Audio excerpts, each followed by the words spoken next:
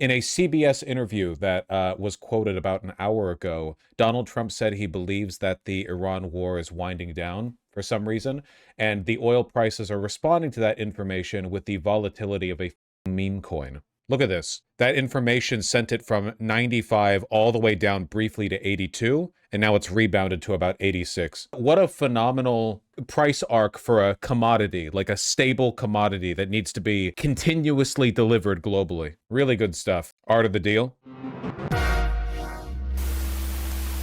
Again, keep in mind that this gigantic shift from $117 all the way down to here has been predicated on nothing more than talk from the G7 nations. None of it has anything to do with what's actually happened in the Middle East or anything that Iran has done or said. That's it.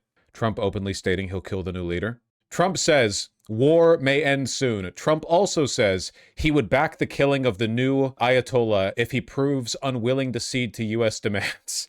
Oh, man. Listen, okay? He's like a child. He wants it both ways. We want the war. Oh, my God. War with Iran caused oil to spike. We got to stop that. But we can't, not have a complacent Iran, so we have to start another war. Forever. Always, always, always. Forever and ever. Iran's best move at this point is just to demand complete U.S. and Israeli retreat militarily. Have the United States empty their bases and stay out forever. And they should just keep bombing oil facilities until they do that. The United States and Israel are the scorpions on the frog's back. They can't be trusted at all for any reason. So they should just take a maximalist approach. Just dedicate your entire economy to vaporizing all oil production in the Middle East, and the EU should take over protection for the Gulf shipping. There should be no protection. Everything, unfortunately, the message here from America is that we are okay with tanking the global economy, and we're not going to stop Trump from doing that. We think we do not experience the consequences to our actions, so we're not going to temper our behavior at all. Certainly, Israel doesn't think they experience consequences. Who supports the U.S.-Israeli attack in Iran? Trump's statements on the war and its future shouldn't really be considered anyway because he has no idea what's going on. Quote, Trump is getting tired of Iran war and has been asking his generals why it's taking so long for Iran to surrender. There's why would you, what do his statements mean? He has no clue what's going on. The positions held by Israeli leadership are much more telling because we seem to do whatever they want us to do. So, why would we look to Trump for answers? I checked, there's no source to that. I believe it anyway.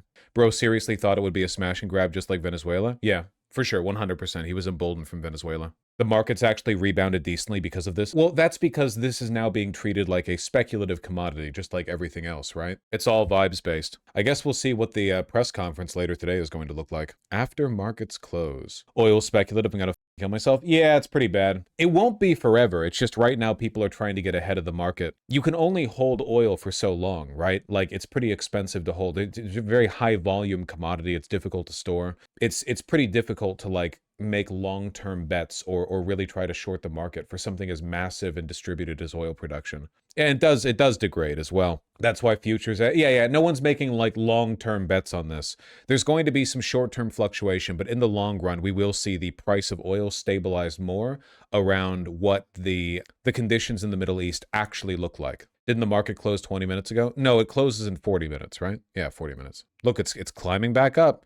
Look at this, dude. Even in this tiny little bump, 82 up to 87. Just a $5 shift in the price of oil in minutes. Unbelievable. How the f are you supposed to plan an economy around this? Look at how stable it was. 6 months, 1 year, 5 years. This was back after the Ukraine war. Can you explain why oil prices rising is good for us? Well, I mean, it depends on what you mean by us. Oil prices rising is going to cause mass inflation everywhere on Earth. It's bad for the economy.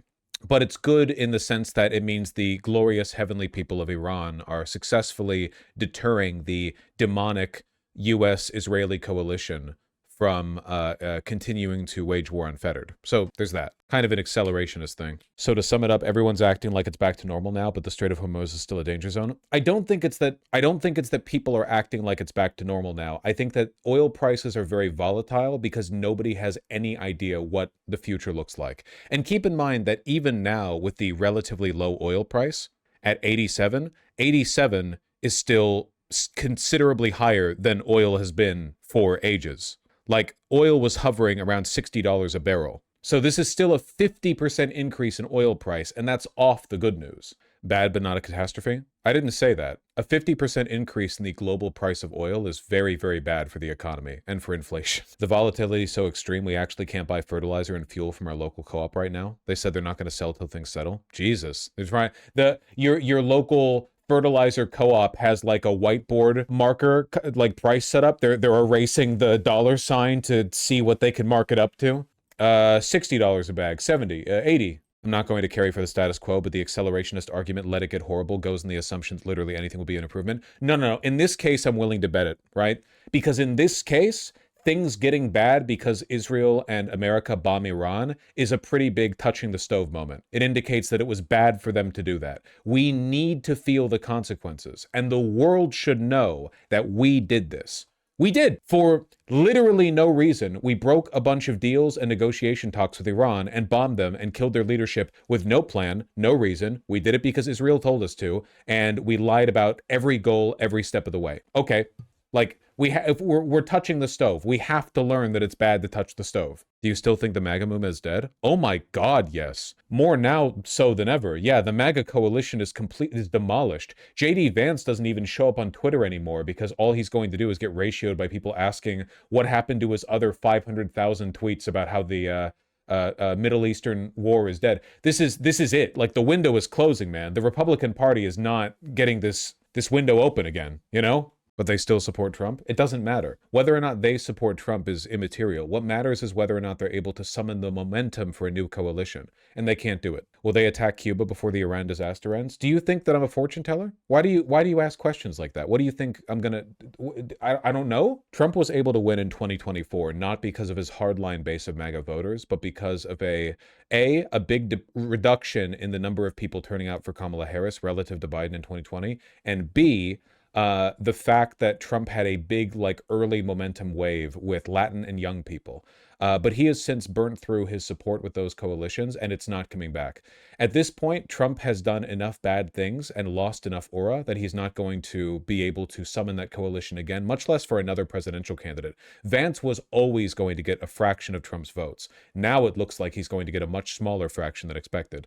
Like, there's no longer anything to run on. You know, oh, we're gutting the deep state. You guys literally just spent 4 years hiding the Epstein files. No more foreign wars. You fucking invaded Iran. We're not going to be slaves to Israel. Yes, the fuck you are. There's nothing for them to run on anymore. Trump didn't get to do what he wanted to do in 2016. Now he did, and we see what it looks like, and it looks like deep state pedophilia plus Israel worship. So yeah, Doge completely failed. It fell apart in months. There's nothing more. Trump's just saying stuff. Trump says the war is very complete and he's considering taking over Strait of Hormuz. Oh, just taking it? Sure. Yeah, sure.